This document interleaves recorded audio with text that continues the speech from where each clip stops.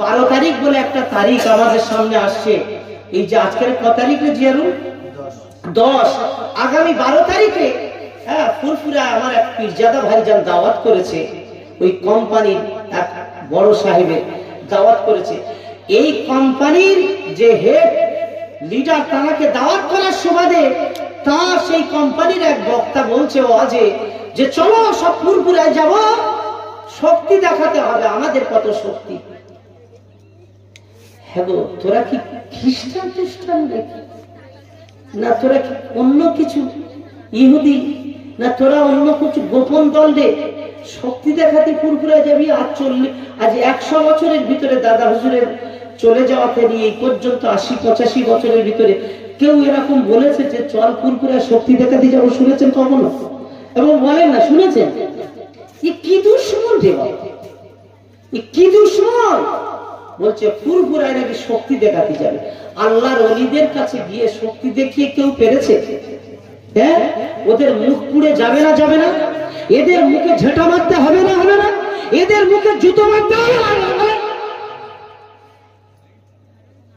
এরা বলেছিল একদিন জুতো সেলাই করে খাবো, ফুরফুরায় যাবো না।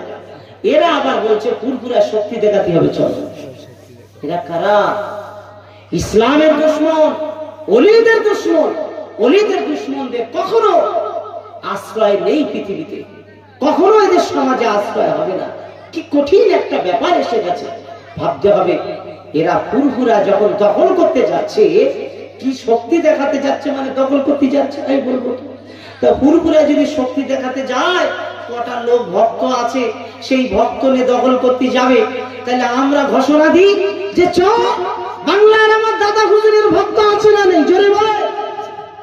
হুজুর কেবলাদের ভক্ত আছে না নাই? আমরা লক্ষ লক্ষ ভক্ত নিয়ে যদি ওদের সব দখল করতে যাই, ওদের সব দেশ ছেড়ে বাংলাদেশ পালা দিয়ে আমি দেবো ঘোষণা। আমরা সব পারি, আমরা পারি না তাই না, কিন্তু উদ্দেশ্য আমাদের ওটা নয়। আমাদের উদ্দেশ্য ভুল ত্রুটি কারো হয়ে যেতে পারে, ক্ষমা চেয়ে নিলে তো মিটে যায়। কি যায় না? যায় না। আমার আরেক বক্তা বলছে আমরা যাচ্ছি বটে, ক্ষমা চাইতে কিন্তু যাচ্ছি না। কি অহংকার বলে, কি উদ্ধত্ত বলে, কি উদ্ধত্তটা! তুমি বললে ফুরফুরা ইসলাম নেই, তুমি বললে ফুরফুরা ঈমান নেই।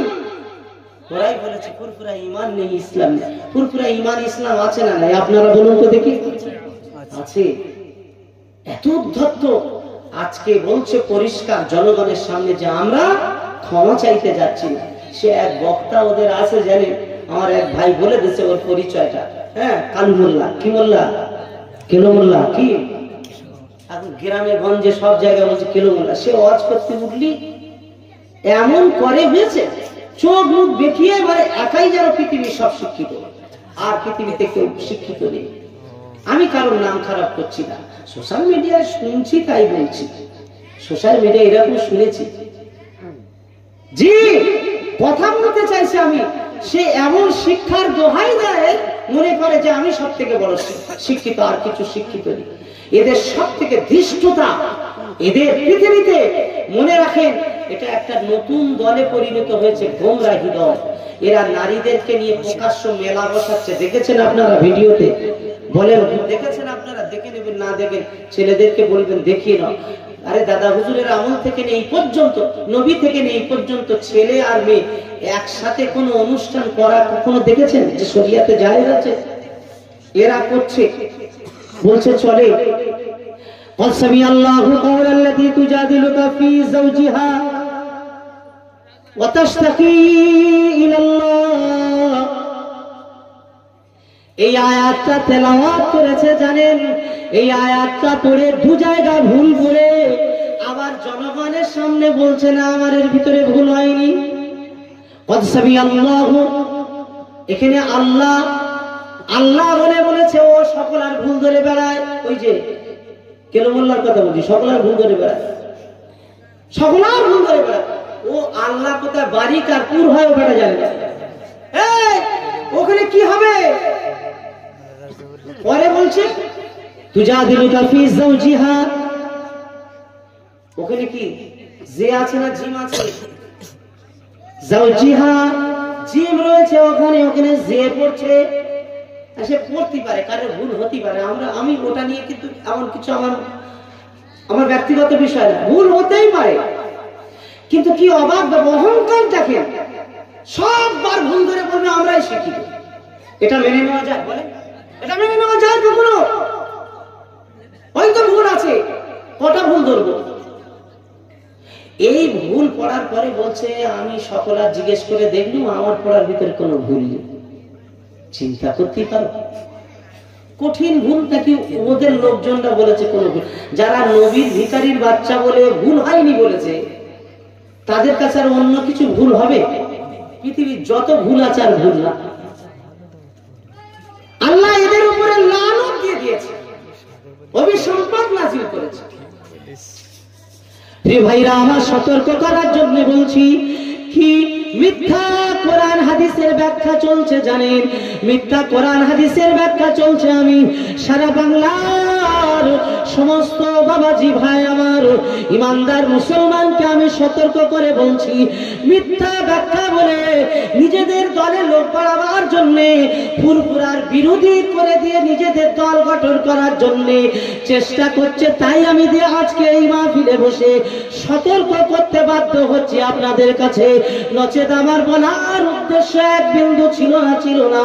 ভাইরা আমার নবী থেকে নিয়ে এ পর্যন্ত কোরআন নাযিল করে আল্লাহ পাক রব্বুল আলামিন জানিয়েছেন, নারীদের পুরুষদের দিকে তাকানো, নারীরা পুরুষদের দিকে তাকাবে, এটা হারাম হারাম হারাম। পর পুরুষের দিকে তাকানো হারাম, পুরুষেরা নারীদের দিকে তাকানো হারাম। এটা আমার আল্লাহ কোরআনে ঘোষণা করেছেন। কোথায় আছে? হারাম কে বলেছে? আল্লাহ। পৃথিবীর কেউ এটা জায়েজ করতে পারবে? হয়ে গেল এক জিনিস, তোমরা যে বড় বড় অনুষ্ঠান করছো মহিলাদের নিয়ে, বুখারী খতম টতম রেখে দেন, ওটা আমরা কোন মহিলা মাদ্রাসার বিরুদ্ধে কথা বলছি না। খতম টতম নয়, এমনি যে অনুষ্ঠানগুলো করছো, স্টেজে মহিলাদের তুলছো,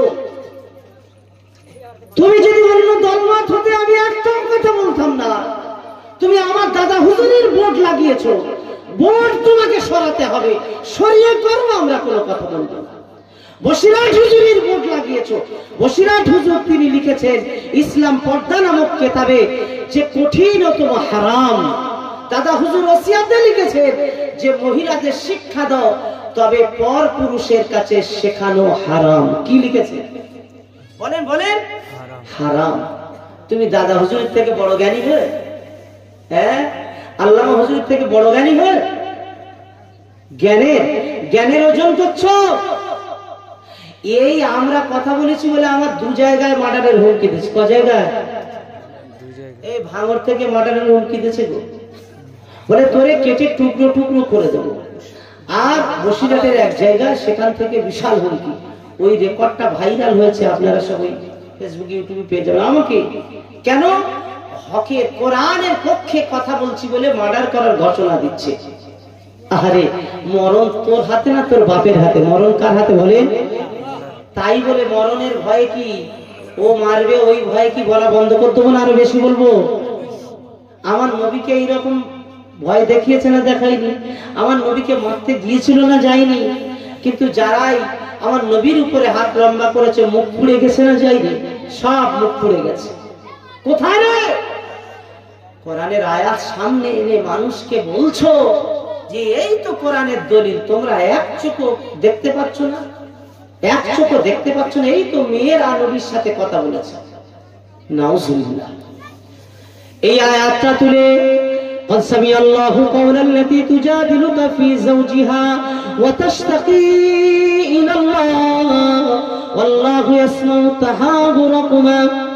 আল্লাহ পাক রব্বুল আলামিন বললেন, আমার রাসূলুল্লাহর উপরে কোরআন নাযিল করলেন। আমার মায়েরা যারা এখানে আছেন, ইতিহাসটা শুনে দেখুন, মজার ইতিহাস। আমার নবীর দরবারে এক মহিলা গিয়ে বলছেন, ইয়া রাসূলুল্লাহ, আমার নবীর দরবারে গিয়ে বলছেন, ইয়া রাসূলুল্লাহ, আমার একটা অভিযোগ আপনার কাছে আছে। এই ঘটনাটা বলবো না দোয়া করতে বলবো? অসুবিধা হচ্ছে না তো? এটা জানতে হবে। ইয়া রাসূলুল্লাহ, হাবিবাল্লাহ, আমার একটা অভিযোগ আছে। আল্লাহ নবীর কাছে ওই মহিলা এসে, যে মহিলাটা এসেছেন বয়স এত বেড়ে গেছে, বৃদ্ধা মহিলা, আম্মা জান নিজে বলছেন, ইয়া রাসূলুল্লাহ, আমার সন্তান হওয়ার কোনো সম্ভাবনা নাই, এত বয়স বেড়ে গেছে। আল্লাহর নবী রাসূলের দরবারে এসে বলছেন, হুজুর, আমার তো সন্তান হওয়ার সম্ভাবনা নাই, আমার বয়স হয়ে গেছে, আর আমার স্বামীরও বয়স আমার থেকে বেশি, দুজনের বয়স হয়ে গেছে। ইয়া রাসূলুল্লাহ, হাবিবাল্লাহ, তবে একটা ব্যাপার আপনার কাছে আমি শোনাতে এসেছি হুজুর, আমাদের স্বামী স্ত্রী একটু সংসারের খাবার দাবার নিয়ে একটু গন্ডগোল হয়েছে। হয় না, আমাদের সবার বাড়ি হয় না, রান্না তরকারি নিয়ে সব এরকম হয়েছে। ইয়া রাসূলুল্লাহ, হাবিবাল্লাহ, এই একটু সমস্যা নিজেদের ভিতরে হয়েছে। আমার স্বামী আমার উপরে রেগে গিয়ে বলছে, ওরে তোর পিঠটা আমার মায়ের মতো। ইয়া রাসূলুল্লাহ, জিহার করেছে আমার সাথে, তুলনা দিয়েছে আমার মায়ের সঙ্গে, তুলনা দিয়ে তার মায়ের সঙ্গে আমার পিঠ তুলনা দিয়েছে। কোন স্ত্রীর পিঠ যদি মায়ের মতো বলে, সে কি ঠিক বললো? এই যে অপরাধ। ইয়া রাসূলুল্লাহ, হাবিবাল্লাহ, হুজুর, উনি বলেছেন তো বলেছেন। আমার স্বামী বলার পরে রাগ ভরে ঘর থেকে বার হয়ে চলে গেল। আবার বেশ কয়েকদিনের ভিতরে এসে পিছনের সব কথা ভুলে গিয়ে আমার সঙ্গে খুব মিল মহব্বত করার চেষ্টা করছে। ইয়া রাসূলুল্লাহ, হাবিবাল্লাহ, আমার সঙ্গে মিল মহব্বত করার যখন চেষ্টা করলো, শারীরিক ভাবে আমার সঙ্গে সম্পর্ক করার চেষ্টা করলো, আমি আমার স্বামীর কথা নিলাম না। আমি সেখান থেকে বললাম, না না না না, তুমি যে বলেছো তোমার মায়ের মতো আমার পিঠ, এর ফয়সালা আমার নবীর কাছ থেকে আমি শুনবো। যতক্ষণ না ফয়সালা না পাবো, আমি তোমার সঙ্গে এই রকম সম্পর্ক করতে পারবো না। ইয়া রাসূলুল্লাহ, হাবিবাল্লাহ, আমার বয়স হয়ে গেছে, সন্তান বড় হয়ে গেল, জামাই বোন হয়ে গেল, স্বামী বুড়ো হয়ে গেছে, আর আমাদের সন্তানাদি হবে না। এখন আমার উপায় কি হবে? আল্লাহ নবীর সঙ্গে কথা বলা বলি করছে। আল্লাহ পাক ওই ঘটনাটা তুলে দিয়ে কোরআনে বলছেন, ও আমার হাবিব জানো, ও আমার রাসূল, এ আমার হাবিব, তোমার সঙ্গে যে মহিলা তার স্বামীর সম্পর্কে তোমার সঙ্গে কথা কাটাকাটি করছে, আমি আল্লাহ সব শুনতে পাচ্ছি। একবার জোরে জোরে বলুন সুবহানাল্লাহ। আমি আল্লাহ সব শুনছি। হে প্রিয় মুসলমান জওয়ানেরা, যুবকেরা, যে মহিলা কথা বলল, আল্লাহ পাক তার ফয়সালা দিয়ে দিলেন, আমার নবী ফয়সালা দিয়ে দিলেন। এই হলো আয়াতের প্রেক্ষাপট, এই হলো আয়াতের আসল বিষয়। এই আয়াতটা নাজিল হওয়ার কারণ ছিল এটাই। এখন এই আয়াতে আমার নবীর কাছে গিয়ে ওই যে মহিলা কথা বলেছেন, আর এইটাকে সামনে এনে বলছে, ওই তো মহিলারা নবীর সঙ্গে কথা বলেছে। তাহলে তোমরা কি দেখতে পাচ্ছ না, নবীর সাথে যদি মহিলারা কথা বলে, আমরা যদি মাদ্রাসা বানিয়ে সেখানে মেয়েদেরকে নিয়ে আমরা পর পুরুষ, তাতে কি আমরা যদি গল্প করি, তাতে আর গুনাহ হবে কেন? হ্যাঁ, আম গাছের ছাল জাম গাছে কেন লাগিয়ে দিল, দেখেছে? এটা অপব্যাখ্যা না সঠিক ব্যাখ্যা? কেন অপব্যাখ্যা? আল্লাহর হাবিব রাহমাতাল লিল আলামিন কে আল্লাহ নবীকে শারদার করে আল্লাহ পাক বলেছেন, আমি আমার নবীকে মাসুম বানিয়েছি। একবার জোরে জোরে বলুন সুবহানাল্লাহ। আমার নবী মাসুম, তিনি একদিকে নবী, অপর দিকে মাসুম। আমার নবী পাক মাসুম, মানে কোনো গুনাহ নাই। একটা শিশু বাচ্চা সাবালক হওয়া পর্যন্ত যেমন মাসুম, তার যেমন গুনাহ লেখা হয় না, আমার নবী ইন্তেকাল করা পর্যন্ত আল্লাহ পাক আমার নবীর আগে পরে আমার আল্লাহ সব সময়ের জন্য আমার আল্লাহ তাকে মাসুম করেছে। তাহলে মাসুম নবী কারোর দিকে তাকাক আর কথা বলুক আর কাউকে নিয়ে গল্প করুক, আমার নবী মাসুম, আমার নবীর ভিতরে কোনো কুধারণা আসতে পারে বলে কি মনে হয়? নিজেরা নিজেদের খারাপিটা নবীর সঙ্গে তুলনা দিয়ে খারাপিগুলো করার চেষ্টা চালাচ্ছে।